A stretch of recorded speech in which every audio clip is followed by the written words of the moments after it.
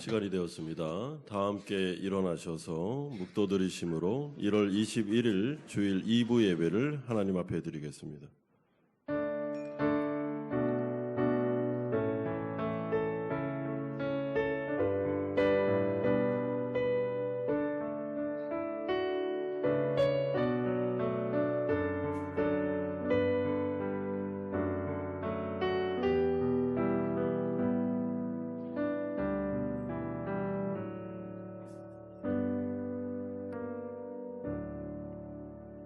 예수께서 나와 말씀하여 이르시되 하늘과 땅의 모든 권세를 내게 주셨으니 그러므로 너희는 가서 모든 민족을 제자로 삼아 아버지와 아들과 성령의 이름으로 세례를 베풀고 내가 너희에게 분부한 모든 것을 가르쳐 지키게 하라. 볼지어다 내가 세상 끝날까지 너희와 항상 함께 있으리라. 아멘. 거룩하신 아버지 하나님, 한 주간도 하나님 저희를 지켜주셔서 감사드립니다. 하나님의 말씀에 따라 예수 그리스도의 이름으로 저희가 한마음 교회로 모였습니다. 하나님 이 가운데 오늘 예배 가운데 우리를 만나주시고 성령을 부어주시옵소서. 우리가 이 땅 가운데 왜 살아가야 되는지, 어떤 목적과 이유와 사명을 부여받았는지를 기억하며 하나님 앞에 영광 돌리는 인생 살아갈 수 있도록 은총 내려 주시옵소서. 예수 그리스도의 이름으로 기도드리옵나이다. 아멘. 사도신경으로 신앙 고백드립니다. 나는 전능하신 아버지 하나님 천지의 창조주를 믿습니다. 나는 그의 유일하신 아들 우리 주 예수 그리스도를 믿습니다. 그는 성령으로 잉태되어 동정녀 마리아에게서 나시고 본디오 빌라도에게 고난을 받아 십자가에 못 박혀 죽으시고 장사된 지 사흘 만에 죽은 자 가운데서 다시 살아나셨으며 하늘에 오르시어 전능하신 아버지 하나님 우편에 앉아 계시다가 거기로부터 살아있는 자와 죽은 자를 심판하러 오십니다.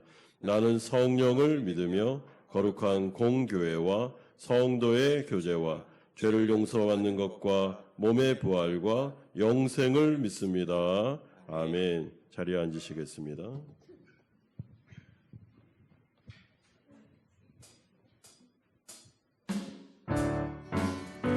주님께서 하나님의 나라의 길 가운데 우리를 초대하시고 우리와 함께하길 원하십니다. 한 걸음 한 걸음 우리의 하루하루의 삶이 하나님과 함께하는 삶이 되기를 원하면서 우리 박수 치시면서 찬양할까요?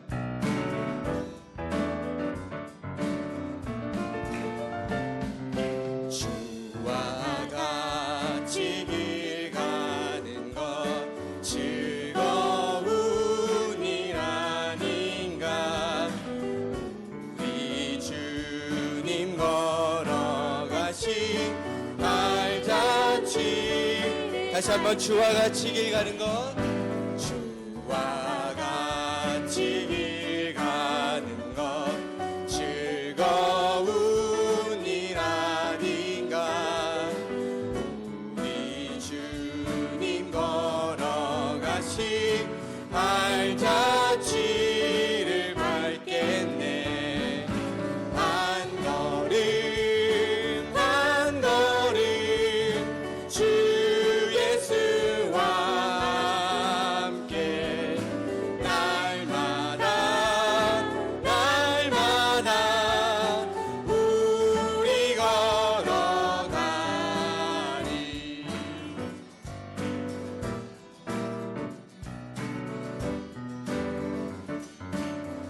어린아이 같은 우리 어린아이 같은 우리 미련하고 약하나 주의 손에 이끌리어 생명. 우리 3절 고백합니다.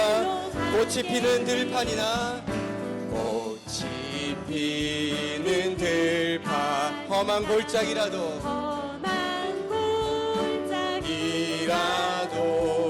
주가 인도하는 대로 주와 같이 가겠네. 한 걸음 한 걸음 주 예수와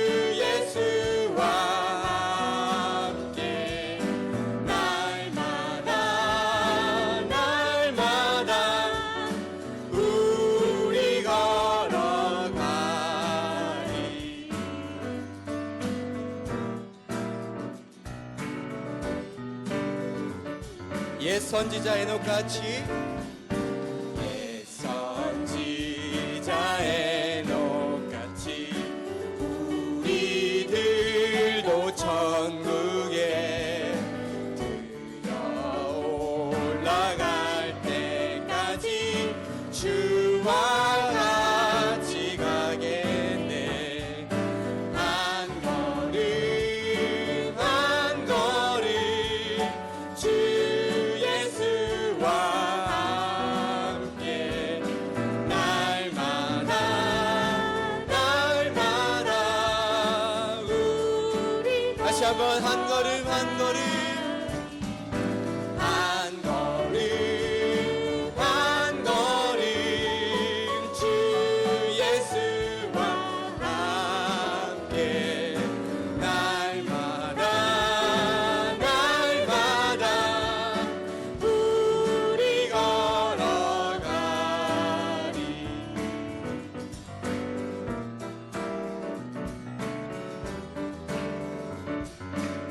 우리와 함께 하시는 하나님께 영광의 박수로 하나님 찬양합니다. 아멘.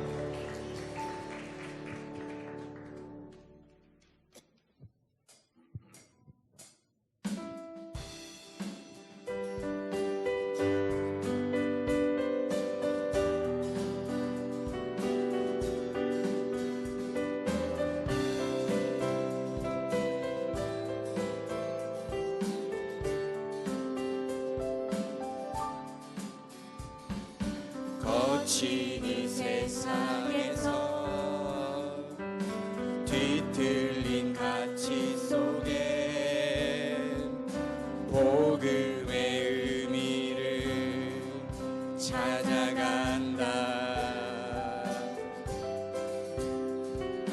험한 세상에서 공허한 가치 속에 십자가 의미를 따라간다.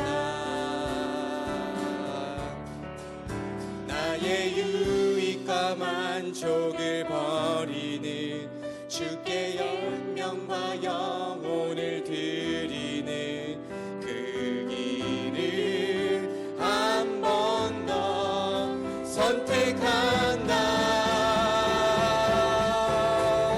내가 버린 십자가 다시 지고 결코 시들지 않는 주의 영광 위에 내가 놓친 진리를 다시 잡고 절대 변하지 않는 주의 약속 믿어 예수 따라가리.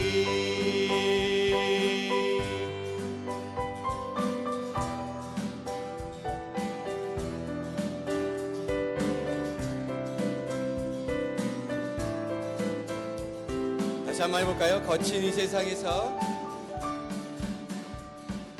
거친 이 세상에서 뒤틀린 가치 속에 복음의 의미를 찾아갑니다. 복음의 의미를 찾아간다. 험한 세상 공허한 가치 속에 공허한 가치 속에 십자가 의미를 십자가 의미를 따라간다.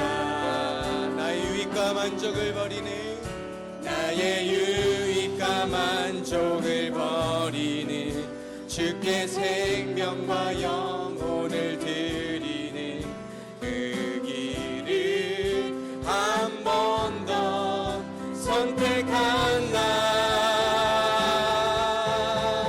내가 버린 십자가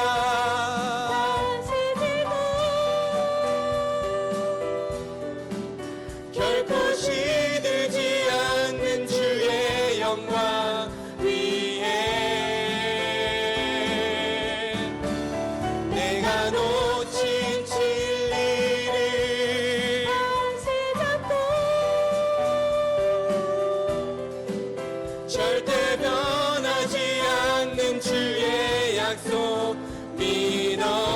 한번 내가 버린 십자가 내가 버린 십자가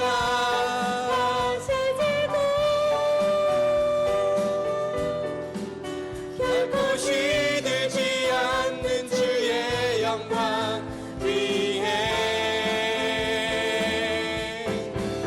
내가 놓친 진리 다시 잡고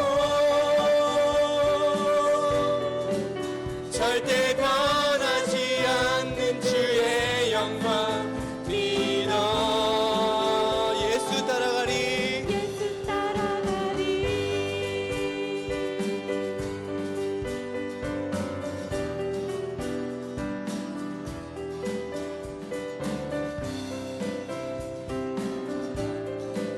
나의 유익과 만족을 버리는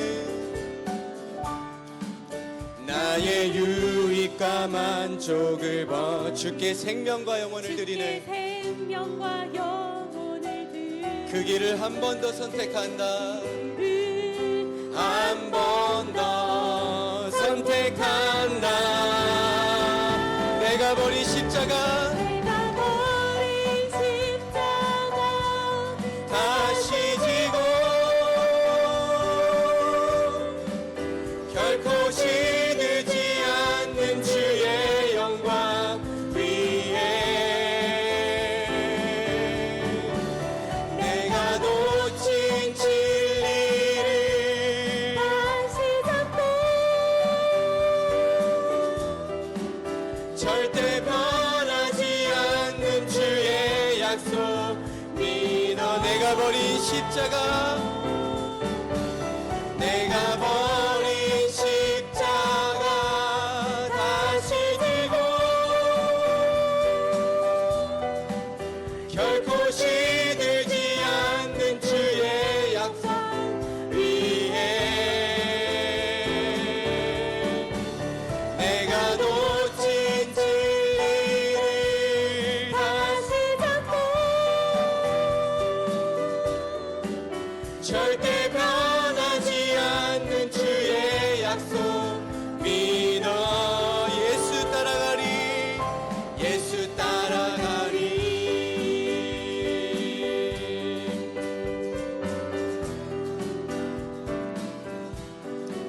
누구든지 자기를 부인하고 자기 십자가를 지고 우리 예수님을 따라가는 그런 삶 되길 소망하며 하나님 앞에 기도합니다. 아멘.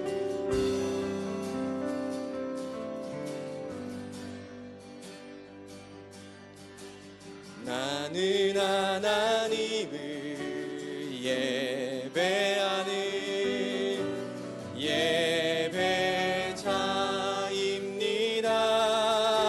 예배자입니다.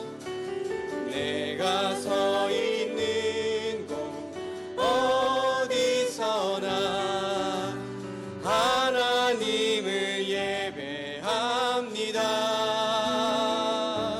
내 영혼 거룩한 은혜를 향하여 내 마음 완전한 하나님 향하여 이곳에서 바로 이 시간 하나님을 예배합니다. 다시 한번 찬양합니다. 나는 하나님을 예배하는 예배자입니다. 내가 서 있는 곳 어디서나 하나님을 예배합니다. 내 영혼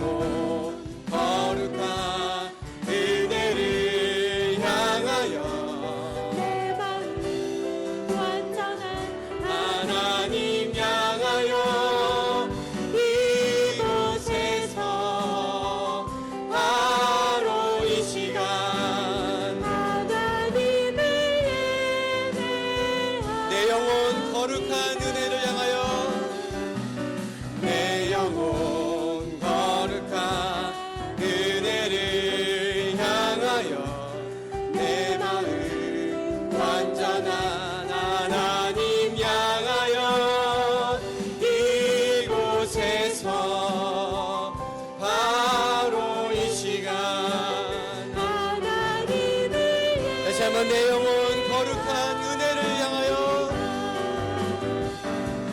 내 영혼 거룩한 은혜를 향하여 내 마음 완전한 하나님 향하여 이곳에서 바로 이 시간 하나님을 예배 이곳에서 바로 이 시간 하나님을 예배합니다. 세서 바로 이 시간 하나님을 우리 하나님께 모든 영광과 존귀와 찬양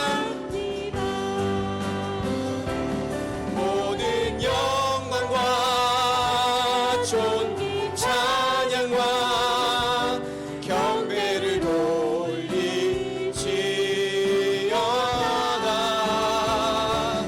모든 영광과 존귀 찬양과 경배를 돌리지어다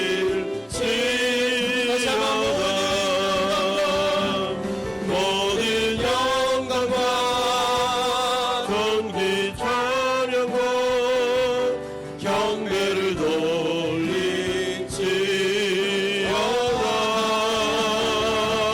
모든 영광과 존귀 찬양과 경배를 돌리지어다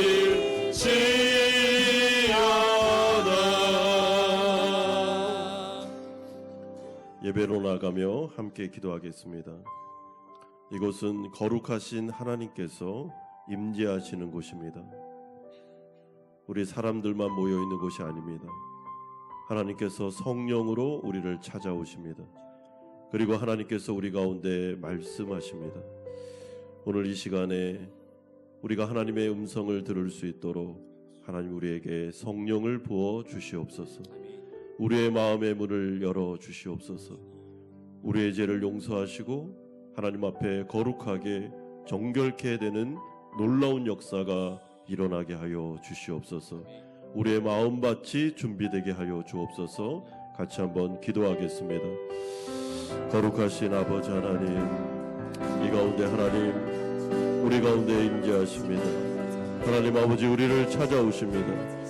하나님 아버지 성령으로 우리 가운데 역사하시는 것입니다. 하나님 우리의 마음의 문을 열어주시옵소서. 아버지 하나님 주님의 음성을 듣게 하여 주시옵소서. 살아계신 하나님께서 우리 가운데 임재하십니다. 하나님 우리 죄를 용서하여 주시기를 원합니다. 거룩하신 주님의 존전 앞에서 우리가 서 있습니다. 주님을 바라봅니다. 하나님 우리를 불쌍히 여겨주시기를 원합니다. 정결케 하여 주시기를 간절히 원합니다. 거룩케 하여 주시기를 간절히 소망합니다. 주님을 바라봅니다. 하나님을 의지하며 나아갑니다. 주님 성령으로 함께하여 주시고 우리 가운데 말씀하여 주시옵소서. 말씀의 씨앗이 우리의 마음속에 있게 하여 주옵소서. 거룩한 움직임이 우리 가운데 일어나게 하여 주옵소서. 하나님 예배를 통하여 소생되게 하여 주시고 하나님의 비전을 품게 하여 주시고 주님을 바라볼 수 있도록 하나님 역사하여 주시고 인도하여 주시고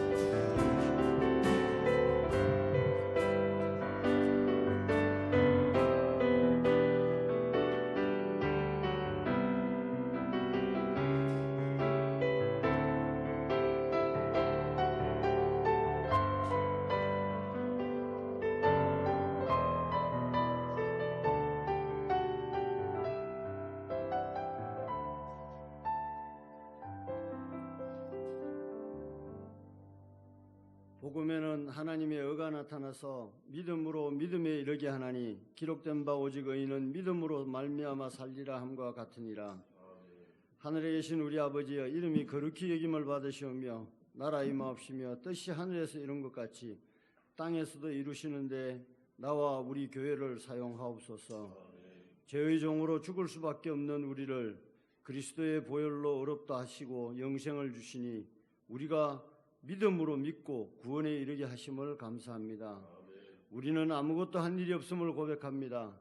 그럼에도 우리를 불쌍히 여겨 예수님을 보내주셔서 은혜로 받은 소망으로 살아가게 하심을 감사합니다. 한 주간 동안 우리는 하나님이 나의 왕, 나의 주라고 입으로는 얘기했지만 삶에서는 재물이, 직장이, 사업이, 또 건강이, 자녀들이 왕노릇하게 내버려 두었고 나의 죄는 감추면서 남의 죄를 드러내려 수군거리며 살았습니다. 용서하옵소서. 나의 왕은 오직 하나님 한 분밖에 없음을 고백하며 성령의 도우심으로 하나님을 뒤로 두는 죄를 짓지 않게 도와주시고 형제 자매들과 같이 아파하고 같이 기도하고 서로 이해하고 용서하고 위로하는 우리 교회가 되게 하옵소서. 24년도는 우리 교회는 건강한 예수제자 공동체라는 비전을 가지고 나아갑니다. 우리 교회 모든 성도들이 말씀으로 무장하여 한 사람 한 사람 모두가 영적으로 건강한 예수제자가 되게 하셔서 말씀을 전하고 죄와 싸워 승리하는 성령의 열매를 맺게 하옵소서. 우리 모든 성도들이 영적으로 회복되는 은혜가 있게 하시고 말씀과 기도로 훈련하며 계속 배우고 가르쳐서 우리 자신과 교회를 부흥케 하시어 하나님 나라 확장에 사용하옵소서. 이 땅 베트남의 복음화에 헌신하는 교회 되게 하옵소서. 우리가 베트남 사람들에게 대해 궁일한 마음과 애통한 마음으로 그들을 차별하고 무시하고 멸시하고 비하하는 생각과 말을 합니다. 고쳐주옵소서. 우리는 나그네임을 고백합니다. 어찌 나그네가 주인을 멸시하고 무시할 수 있겠습니까? 주님, 우리를 불쌍히 여겨 주시옵소서. 나의 사랑의 말과 행동으로 그들을 도와 함께 주님 앞으로 나올 수 있도록 은혜를 주옵소서. 조국 대한민국의 지도자들과 모든 지도자들 위해 기도합니다. 그들이 하나님을 경외하고 백성을 두려워함으로 선을 이루게 하시고 잘못된 지도자, 우리 마음에 들지 않는 지도자도 하나님이 세우셨기에 하나님이 책임지고 그들을 하나님 나라 확장 도구로 사용하실 것을 믿습니다. 우리가 그들을 욕하고 비판하기에 앞서 그들을 위해 사랑으로 기도하게 하옵소서. 다음 세대를 위해 기도합니다. 베트남 땅에 있는 아이들과 한국과 다른 국가 그리고 군대에 있는 우리 아이들을 눈동자와 같이 지켜주시고 특히 이 아이들의 영적 상태를 살펴주시옵소서. 사악한 환경에 노출된 아이들이 많습니다. 아이들이 건강한 교회를 만나고 믿음의 스승과 믿음의 친구들을 만나게 하시어 믿음으로 무장한 하나님의 군사가 되기를 소망합니다. 그들을 위해 기도하는 부모들의 마음에도 평안과 위로를 허락하옵소서. 오늘 말씀을 전하시는 나승현 목사님 말씀 전하실 때 하나님의 능력이 나타나게 하시고 듣는 우리의 마음에 감동을 허락하사 그 힘으로 새날을 살아가게 하옵소서. 목사님의 가정과 영육간에 항상 강건하기를 원합니다. 주님의 은혜가 임하시길 소망합니다. 부교육자들과 리더들에게도 매일매일 새날이 되도록 주님의 은혜를 부어 주옵소서. 그들의 노력과 봉사가 나를 향한 열심이 아닌 하나님을 향한 열심이 되게 하옵소서. 예배를 준비하는 모든 손길 위에 하나님의 한량없는 은혜가 임하시길 기도합니다. 예배 시작과 끝을 온전히 주님 손에 의탁하오며 나를 살리신 예수님의 이름으로 기도합니다. 아멘.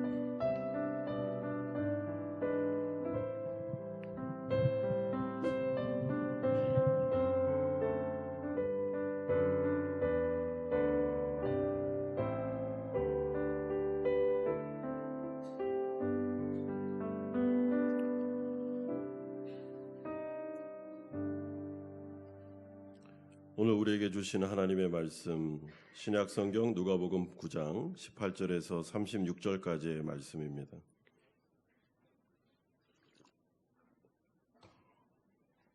누가복음 9장 18절에서 36절까지의 말씀 한 절씩 교독합니다. 예수께서 따라오기로 하실 때에 제자들이 주와 함께 있더니 물어 이르시되 무리가 나를 누구라고 하느냐.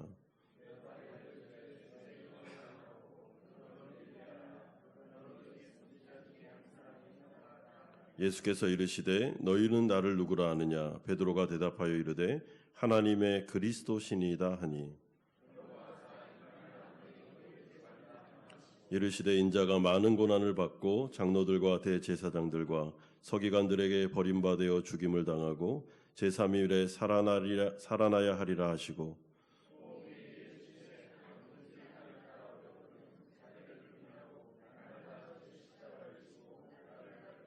누구든지 제 목숨을 구원하고자 하면 잃을 것이요 누구든지 나를 위하여 제 목숨을 잃으면 구원하리라.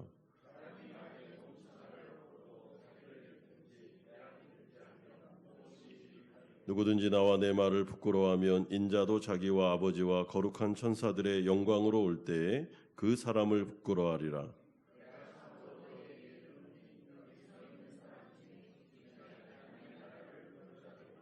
이 말씀을 하신 후 8일쯤 되어 예수께서 베드로와 요한과 야고보를 데리고 기도하시러 산에 올라가사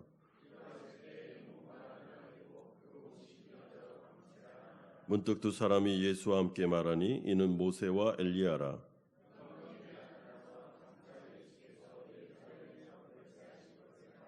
베드로와 및 함께 있는 자들이 깊이 졸다가 온전히 깨어나 예수의 영광과 및 함께 선 두 사람을 보더니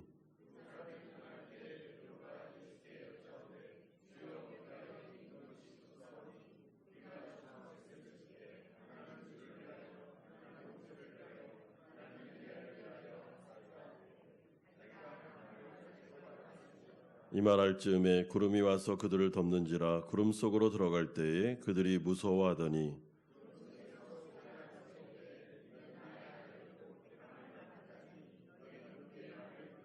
36절 같이 읽겠습니다. 소리가 그침에 오직 예수만 보이더라. 제자들이 잠잠하여 그 본 것을 무엇이든지 그때에는 아무에게도 이르지 아니하니라. 아멘. 우리가 계속 살펴보고 있는 이 누가복음의 중반부에는 두 가지의 질문이 반복하여 나오고 있습니다. 예수님은 과연 누구신가? 또한 성도는 이 세상에서 어떻게 살아가야 하는가라는 주제가 계속 제기되고 있습니다. 예수님은 광풍과 거라사 광인을 말씀 한마디로 제압하시고 죽은 회당장 야이로의 딸을 다시 살리시며 오병이어의 기적을 일으키신 전능하신 하나님이십니다. 그렇다면 이분은 과연 이 땅에서 어떤 인생을 살아가셨을까요?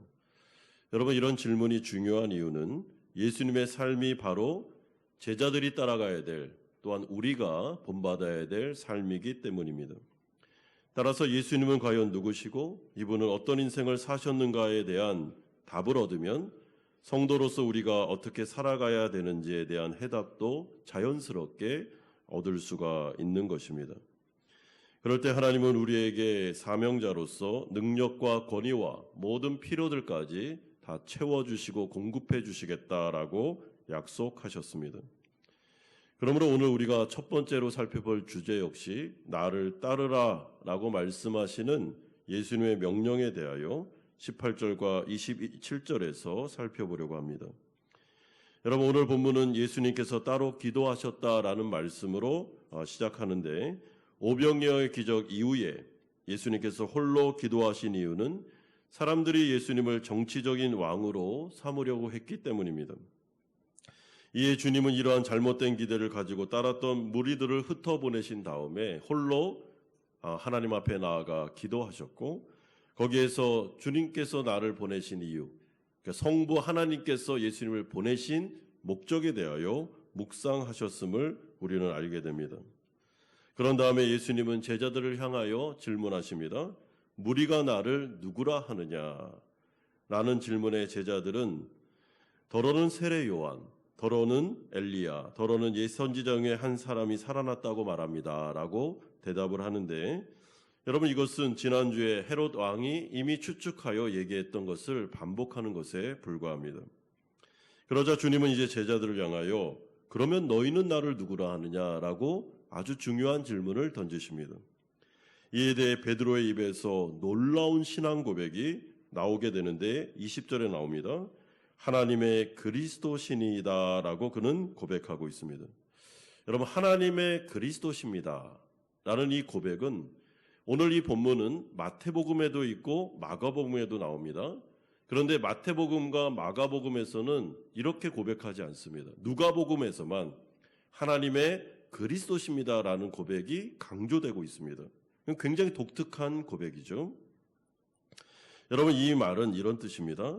하나님께로부터 기름 부음을 받으신 분이십니다. 때로는 하나님께로부터 신적인 임무를 부여받고 오신 그리스도십니다라는 의미가 되는 것입니다. 여러분, 이러한 베드로의 신앙 고백은 매우 정확한 고백입니다. 왜냐하면 예수님은 정말로 성부 하나님께로부터 특별한 임무를 부여받은 그리스도로서 이 땅 가운데 오셨기 때문입니다. 그렇다면 그가 부여받으신 특별한 사명, 임무가 무엇이었는가? 그것은 베드로를 비롯한 제자들이 예수님을 향해서 정치적인 메시아가 되어 주십시오, 로마를 정복하고 그리고 우리에게 부강한 나라와 안정을 주시면 좋겠습니다라는 기대와 전혀 다른 사명이었습니다. 여러분, 주님은 이 땅 가운데 정치적인 메시아로 오신 분이 전혀 아니셨습니다. 주님은 로마를 정복할 마음이 전혀 없습니다. 그래서 주님은 베드로를 비롯한 제자들을 향해서 21절과 같이 이 말을 아무에게도 이르면 안 된다라고 경고하시는 내용이 나오는데, 왜냐하면 그랬다가는 예수님에 대한 오해, 예수님이 로마를 정복하고 정치적인 해방을 이루어줄 메시아로 잘못 알려질 가능성이 높았기 때문에 절대로 그 이야기를 하지 마라, 때가 될 때까지는 증거하지 말라라고 단속을 하십니다. 그런 다음에 자신이 어떤 사명을 부여받았는지 22절을 통해서 정확하게 설명하십니다.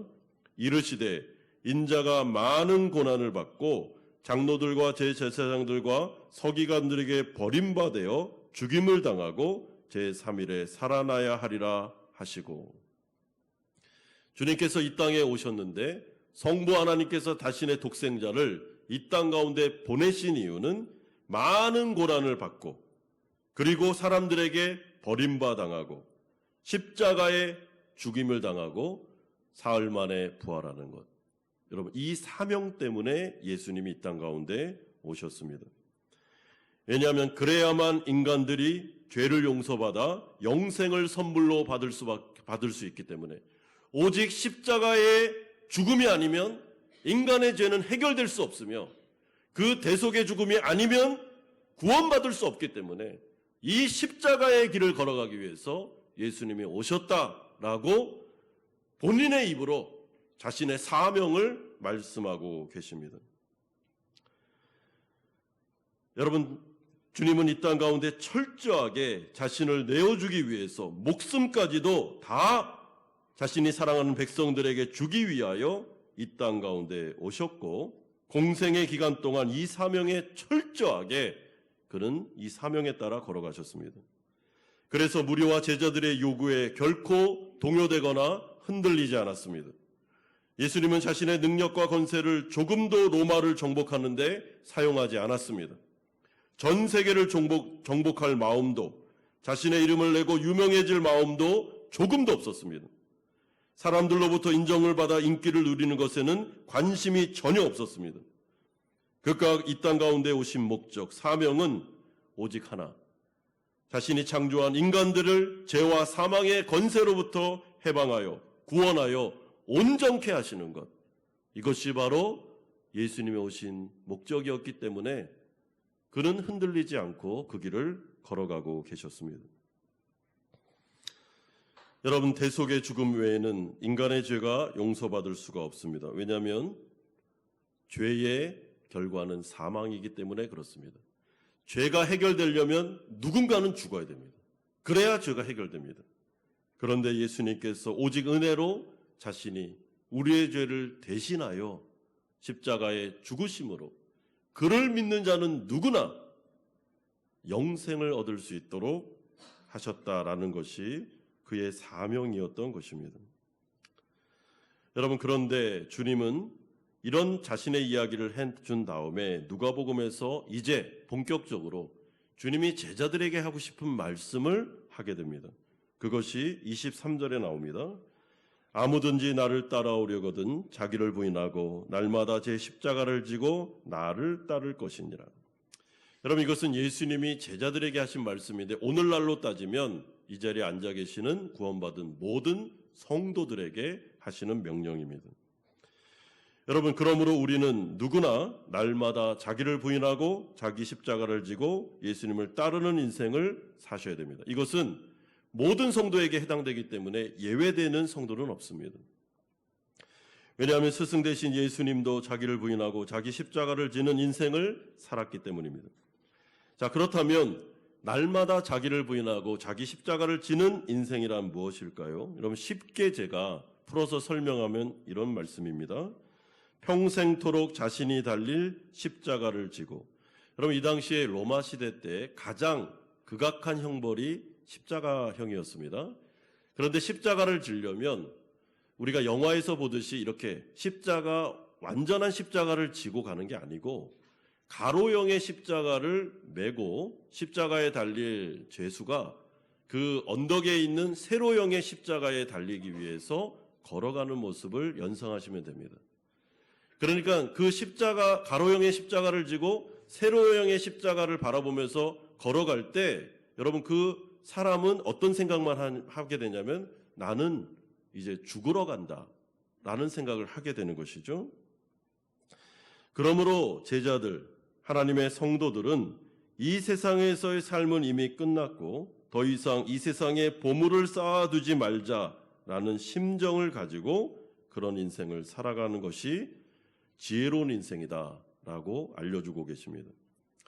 그래서 주님은 24절에서 25절을 통하여 이 말씀을 한 번 더 강조하여 부연 설명을 하시는데, 여러분 24절에서 25절을 제가 설명하지는 않고 풀어서 쉽게 설명을 해드리겠습니다.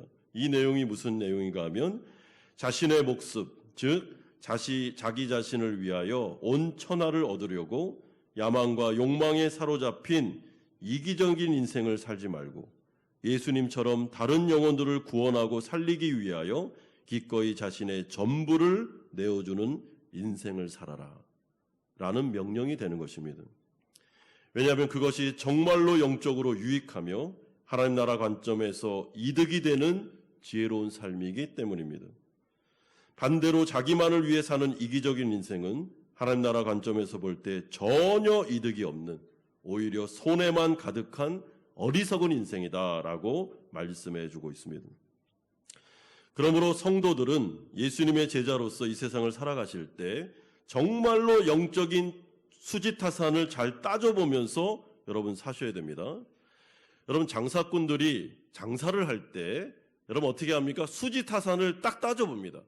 어떻게 해야 이익을 얻고 어떻게 해야 손해를 줄일 수 있는지, 어떻게 하는 것이 이익이 극대화될 수 있는지를 생각하고 고민하고 계획을 짜고 그래서 사업을 시작하는 것입니다. 이렇게 하면 되겠다라는 확신이 들었을 때 이제 장사가 시작되는 것이죠. 마찬가지입니다.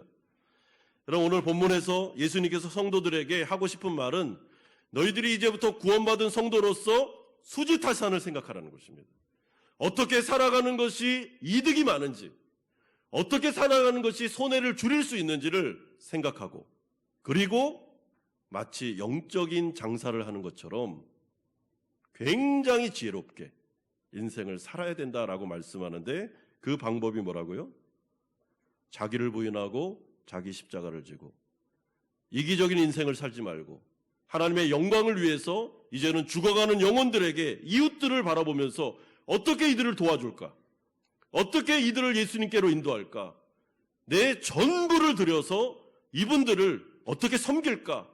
라는 생각을 가지고 살아갈 때 그것이 바로 지혜로운 인생이다라고 말씀합니다.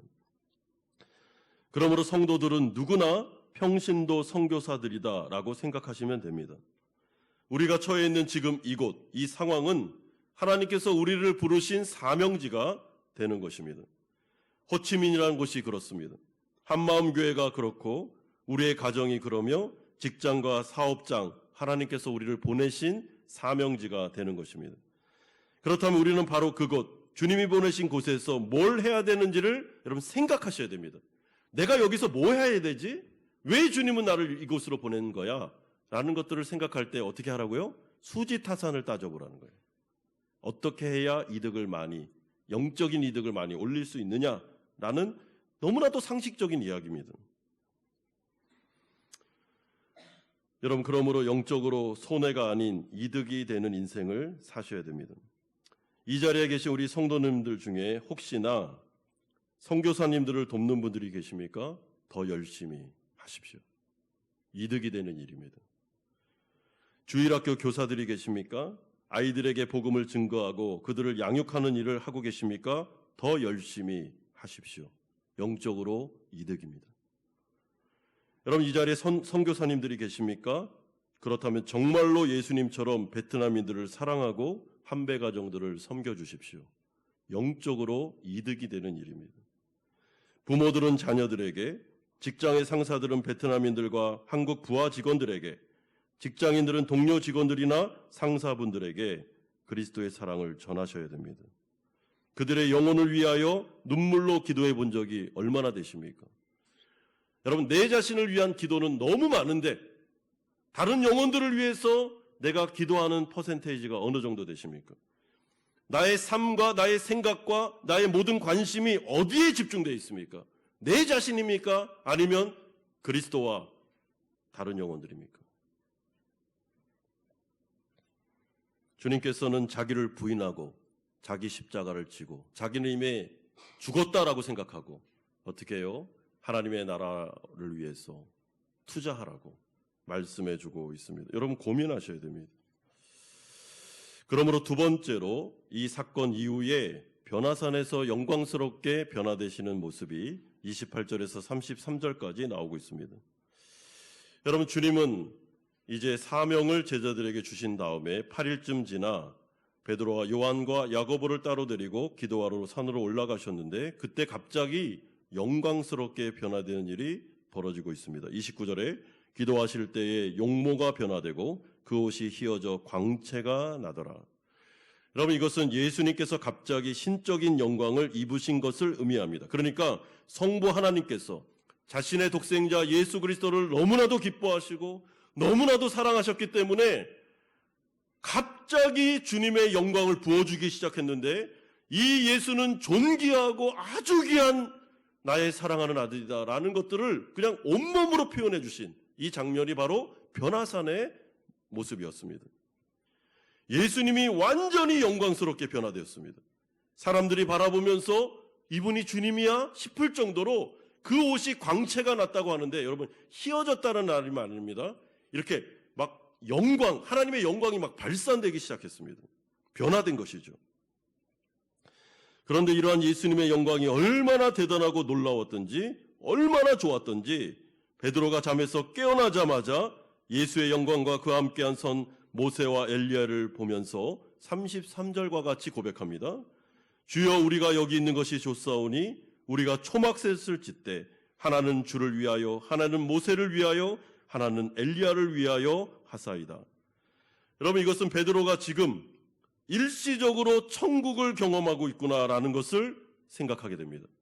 아주 잠시였지만 성령 충만함의 기쁨과 하늘의 영광이 얼마나 좋고 대단한지 그는 지금 피부로, 아니요, 오감을 통해, 전인격을 통해 지금 경험하고 있습니다. 그러니까 자기가 지금 무슨 말을 하는지도 모를 정도로 막 흥분 상태에서 무슨 얘기를 하냐면 이곳에서 영원히 이러한 상태로 살고 싶습니다. 산 밑으로 내려가고 싶지 않습니다. 초막을 짓고 우리 여기서 영원히 삽시다 라는 고백이 막 나오고 있는데 왜 그래요? 지금 너무 좋으니까요. 이 영광에 압도되니까 여기가 천국이구나. 저 산 밑에 세상으로 가고 싶지 않다라고 싶을 정도의 체험이 일어나게 된 것입니다. 여러분, 이 자리에 앉아 계시는 우리 성도님들 가운데에도 일시적인 천국 체험을 하는 분들이 계십니다.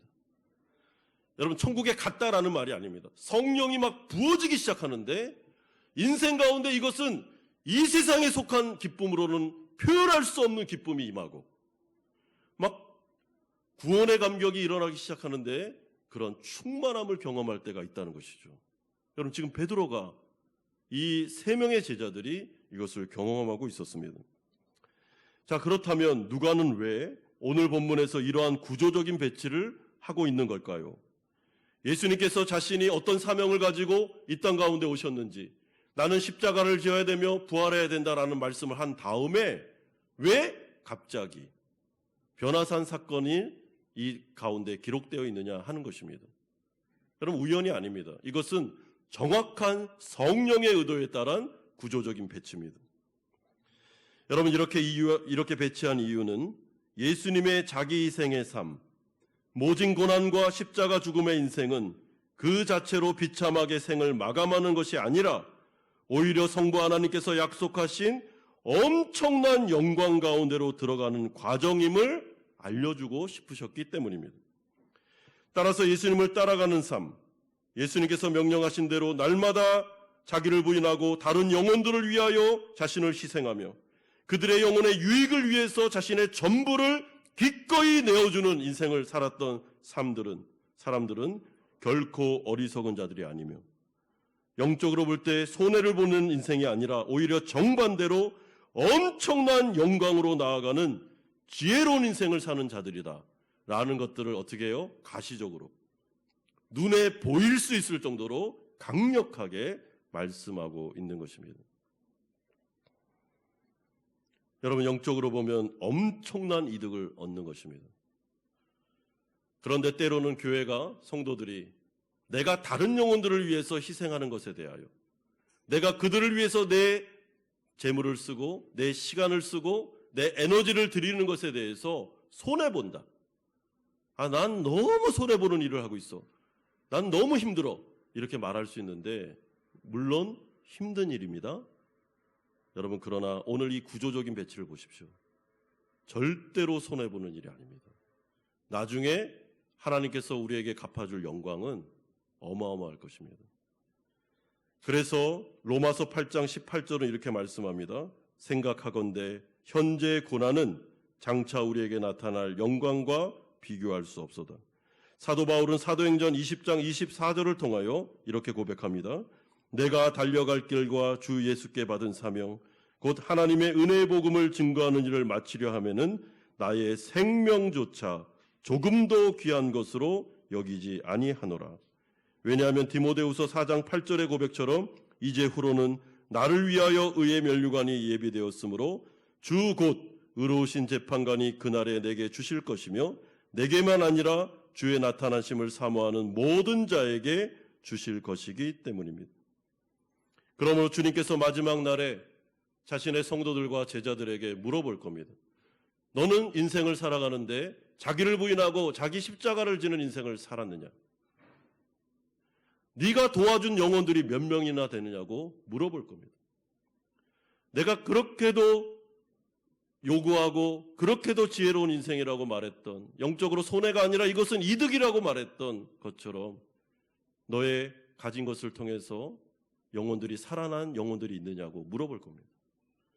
여러분, 그때 생각나는 이름이 없다면, 내 머리에 떠오르는 영혼들이 없다면 어떻게 하겠습니까? 그런데 그럴 때 주님 앞에 가서 막 사람들의 이름이 막 떠오르면서 누구도요, 누구도요, 내가 그들에게 이렇게 작은 정성으로 그들을 도왔는데 예수 믿고 구원받았어요. 누가 예수 믿고 구원받았어요? 라고 말할 수 있다면 그게 바로 행복한 인생이 아니겠습니까? 베드로는 베드로전서 1장 1절에서 교회와 성도를 향하여 흩어진 나그네다라고 부른 적이 있습니다. 왜냐하면 성도에게 있어 이 세상은 잠깐 머물다 가는 곳이지 결코 영원히 살아갈 본향이 아니기 때문입니다. 그렇기 때문에 보물을 이 땅 가운데 쌓아두는 사람만큼 어리석은 사람은 없다라고 말씀합니다. 여러분, 그러나 우리가 어떻게 인생을 살아갑니까? 어떻게든지 보물을 이 땅 가운데 쌓아두려고, 어떻게든지 안전을 확보하려고 거기에 목표를 두고 이게 사명인 것처럼 살아가고 있지는 않습니까? 주님께서는 그게 사명이 아니라고 말합니다. 하늘의 보물을 쌓아두라.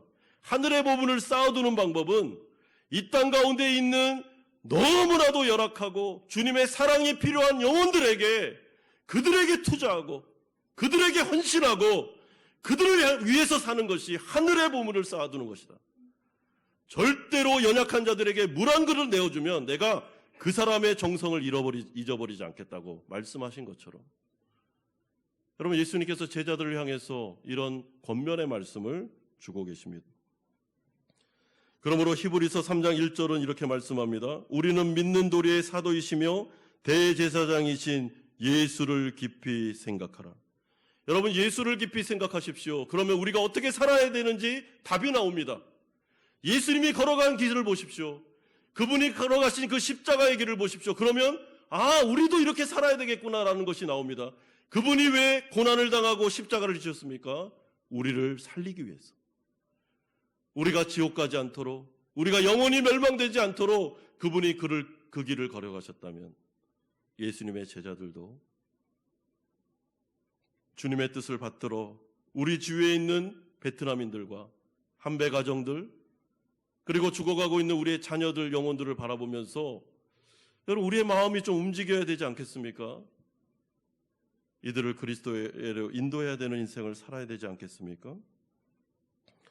그러면서 주님은 마지막 세 번째로 이제 하나님 자신이 예수님의 말씀만을 들으라라고 하는 내용이 34절에서 36절에 나오고 있습니다.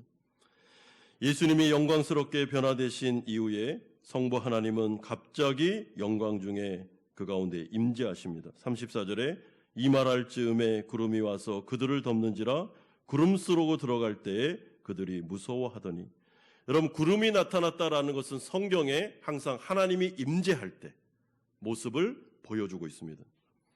여러분, 하나님께서 이 베드로와 지금 야고보와 요한을 찾아오셨습니다.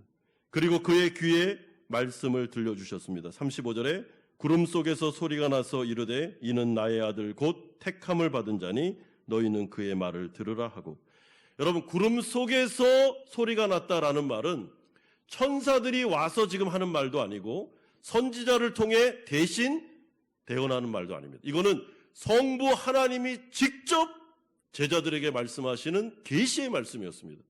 여러분, 그러니까 이것이 얼마나 권위를 갖겠습니까? 엄청난 권위죠. 주님께서, 하나님께서 직접 나타나셔서 예수님을 딱 바라보시면서 내 사랑하는 아들이다. 이 아들이 그리스도다. 그러니까 너희들은 예수님의 말만 들으면 돼. 그러면 영생을 누릴 수 있다라고 직접 말씀하십니다. 여러분, 예수님의 어떤 말씀을 들어야 됩니까? 날마다 자기를 부인하고 자기 십자가를 지고 주님을 따르라. 너희들의 인생 가운데 이제는 영혼들을 위한 삶을 살아야 된다고 말씀하십니다. 그것이 복된 인생이고 그것이 복을 받는 길이기 때문입니다. 여러분, 이에 대해 제자들은 구름이 걷히고 소리가 그친 다음에 자신들의 눈앞에 서 계신 예수님만을 하염없이 바라보며 침묵하게 됩니다. 그 엄청난 체험을 마음에 간직한 채로 때가 될 때까지 그 직접 보고 들은 체험을 아무에게도 말할 수가 없었습니다. 왜냐하면 오늘 너무나도 감당할 수 없는 기적을 체험했기 때문입니다. 어안이 벙벙한 것이죠. 여러분, 이들이 침묵을 하고 싶어서 침묵한 게 아니고 오늘 지금 갑자기 느닷없이 이런 체험을 할지는 몰랐는데 이 변화산에 올라와서 지금 상상을 초월하는 지금 체험을 했습니다. 그러니까 어안이 벙벙해서 입이 그냥 닫혀진 것입니다. 그리고 그들의 마음속에, 그들의 생각 속에 예수님만, 그리고 하나님께서 하신 말씀만 딱 기억이 되고 그것이 묵상으로 들어가게 된 것입니다. 자연스럽게. 그러므로 성령님께서는 오늘 이 누가복음의 말씀을 듣고 있는 우리에게도 여러분 잠시 침묵하기를 원하고 있다라고 저는 생각합니다. 여러분, 이 말씀을 들은 다음에 또 헐레벌떡 우리의 삶의 자리로 다가서 이 말씀을 다 잊어버린 채 살면 안 됩니다. 여러분, 침묵하고 묵상하셔야 됩니다. 주님께서 우리에게 도전하고 계십니다. 성도로서 어떤 인생을 살아야 되는지. 예수님을 스승으로, 구주로, 왕으로 모시고 있는 우리가, 주님은 십자가의 인생을 사셨는데 우리는 굉장히 번영과 그리고 이 땅 가운데 있는 이기적인 인생과 나 자신만을 위해서 살고 있다면 여러분, 십자가의 길과 정반대의 길을 가는 거 아니겠습니까?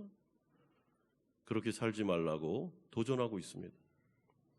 그러므로 이 말씀을 듣는 오늘 이 시간에 우리는 베드로와 야고보와 요한처럼 우리도 침묵하면서 우리가 들은 이 설교의 말씀을 마음으로, 생각으로 새기고 계속 되뇌어 볼 필요가 있습니다. 왜요? 여러분, 장사하는 분이 수지타산을 안 따져보겠습니까? 어떻게 해야 이득이 되고 어떻게 해야 손해를 멈출 수 있는지를 생각을 안 하겠습니까? 그렇다면 우리도 이 말씀을 들은 다음에 여러분 생각하셔야죠. 내가 어떻게 해야 영적으로 큰 이익을 얻는 영적인 인생을 살 것인가? 어떻게 하면 손해가 안 되는 인생을 살 것인가? 생각하고 묵상하셔야 됩니다. 그리고 그 다음에는 어떻게 하셔야 됩니까? 이제는 결심을 해야죠. 그래, 이제부터는 내가 이렇게 살자라고 생각하셔야 되는 것입니다. 여러분, 저도 이 말씀뿐만 아니라 요 근래에 저에게 주시는 말씀이 있습니다. 주님께서 우리 교회와 성도들이 도울 수 있는 선교 현장과 구제 사역을 생각하고 있습니다. 우리 교회가 베트남 호치민에 존재하는 이유가 뭐겠습니까? 주님이 우리 교회를 왜 세웠습니까? 여러분, 우리끼리 모여서 행복하고 즐겁고 그것도 목적이 있지만은 더 중요한 것은 이 땅 가운데 있는 베트남인들, 이 땅 가운데 있는 한배 가정들. 여러분, 지난 금요일 날 우리 선생님 오셔서 한배 가정에 대한 이야기를 하셨는데 얼마나 마음이 아픈지요. 여러분, 이들이 지금 끼인 세대가 되어서 한국인들에게도 어려움을 당하고 베트남인들에게도 어려움을 당하는, 우리 주위에 이런 아이들이 많다는 것을 들었을 때 얼마나 마음이 아픈지 모릅니다. 우리가 도와줘야죠. 여러분, 한국 학교 가서도 길을 못 피고 또 베트남인들을 만나도 베트남인들은 이들을 한국인으로 본대요. 그러니까 얼마나 어렵겠습니까? 지금 정체성의 혼란을 겪고 있습니다. 한배 가정 아이들이 청소년이 되면 그렇게 어려워한대요. 마음이. 나는 어디에 속해야 되는지를 몰라서. 우리 주위에 이제 한배 가정 아이들이 많아지고 있다고 합니다. 그런데 교회는 이것을 돕는 교회들이 별로 없다고 합니다. 그럼 우리가 어떻게 해야 되겠습니까? 도와야죠.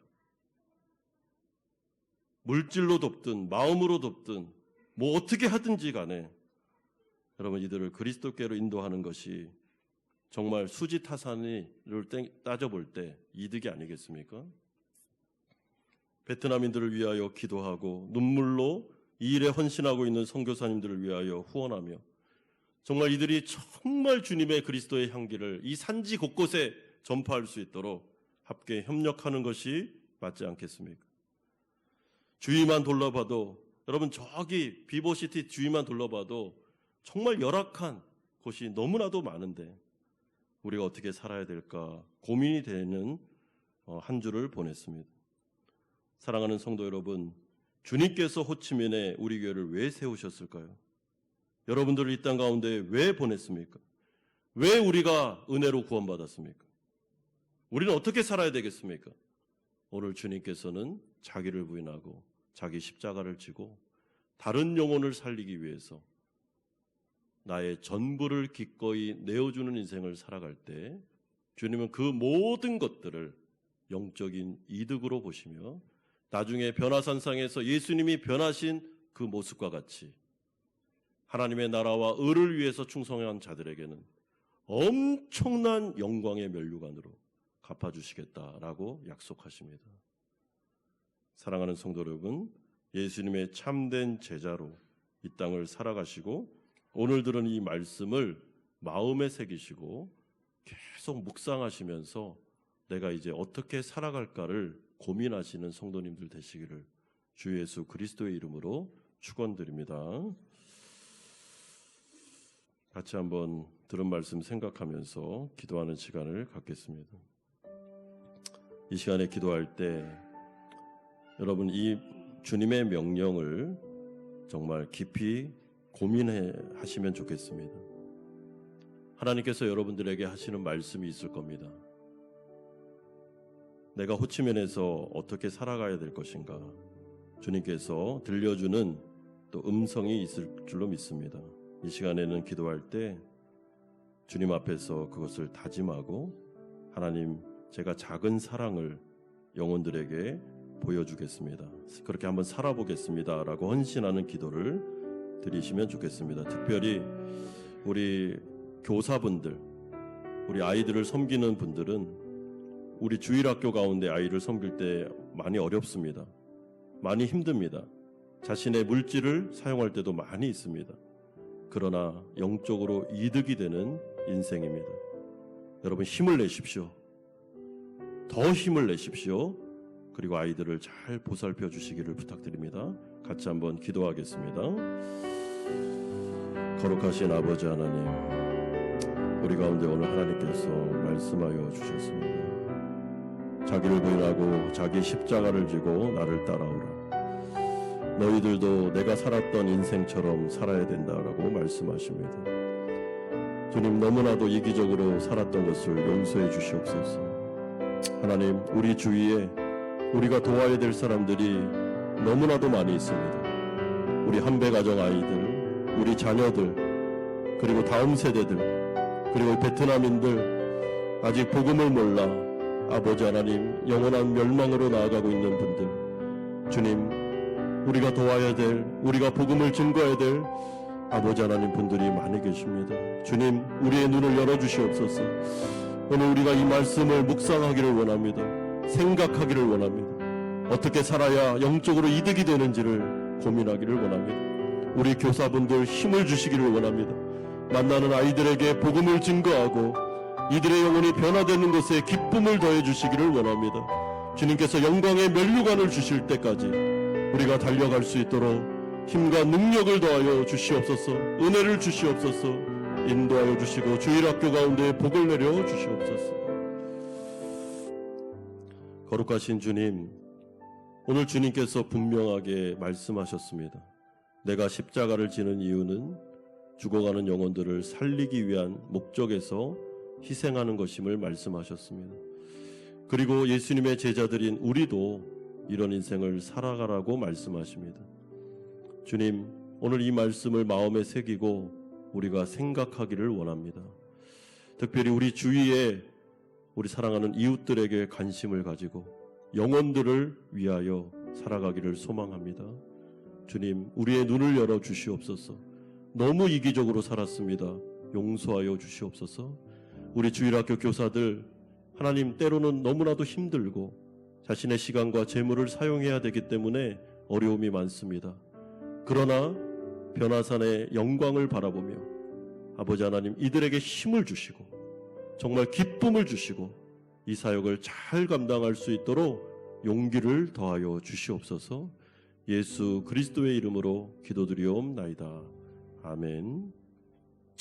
찬송가 213장 1절 4절 부르면서 준비하신 헌금 하나님께 드리겠습니다.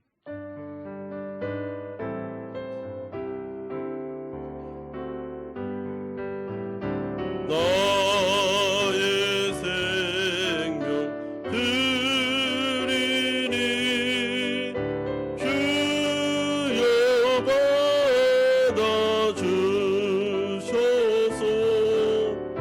세상 사랑 활동한 찬송하게 하소서. 나의 보아 드리니 주여 받아주소서. 하늘나라 위하여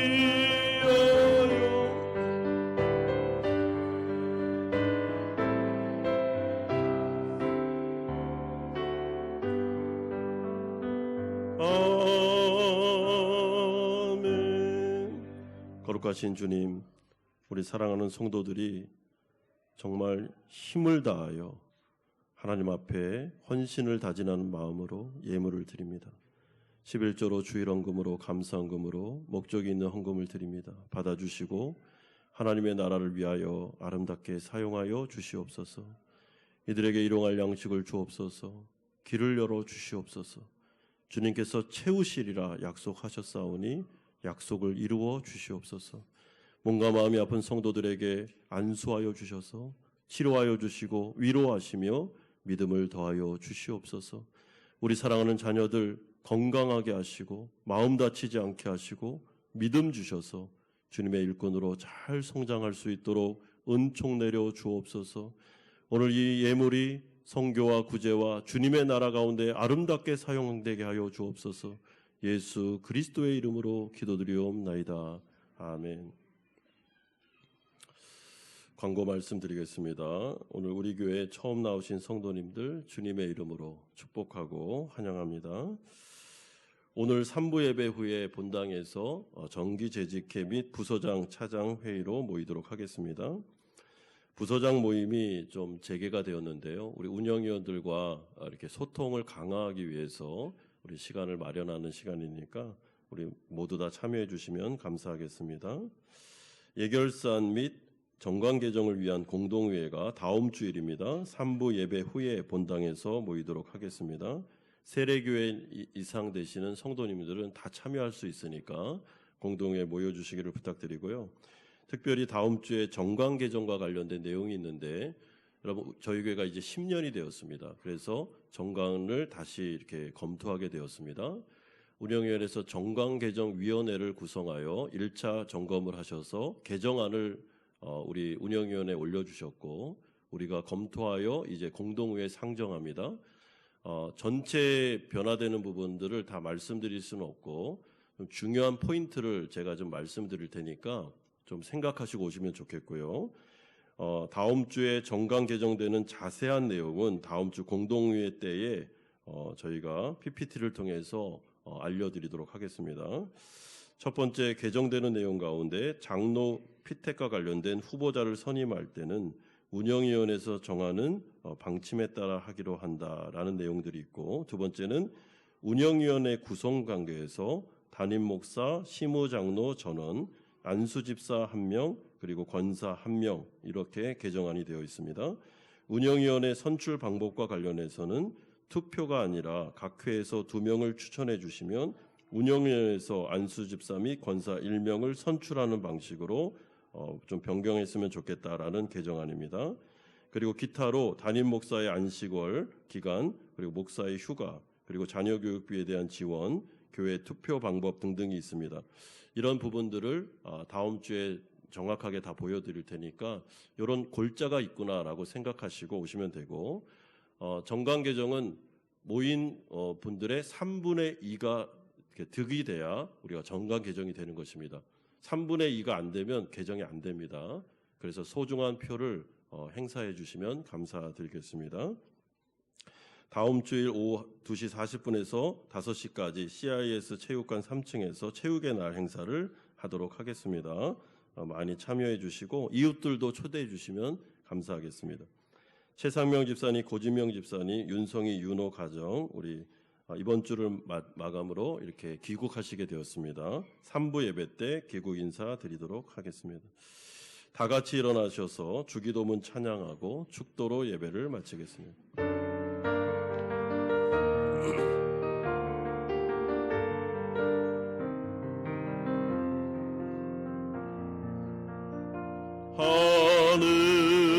하늘에 계신 아버지 이름 거룩하사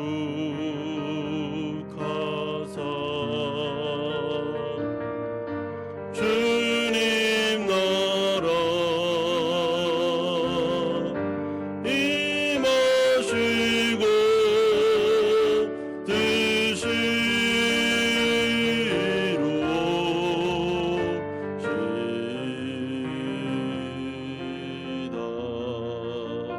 일용할 양식 주시고 우리들의 큰 죄 다 용서하시고 또 시험에 들게 마시고 악에서 구원하소서. 내게 주의 나라 주의 권세 주의 영광 영원히 아멘. 이제는 우리 주 예수 그리스도의 은혜와 하나님 아버지의 사랑하심과 성령 하나님의 교통 충만하심이 하나님께서 부여받은 사명을 가지고 다른 영혼들에게 복음을 증거하며 사랑을 전달하며 살기를 소망하는 사랑하는 성도님들의 머리 위에와 이들의 가정과 직장과 사업처 위에 자녀들과 선교사님들 머리 위에 오늘 귀국 인사하시는 최상명 집사님, 고지명 집사님 가정 위에 이제부터 영원토록 함께 있을지어다. 아멘.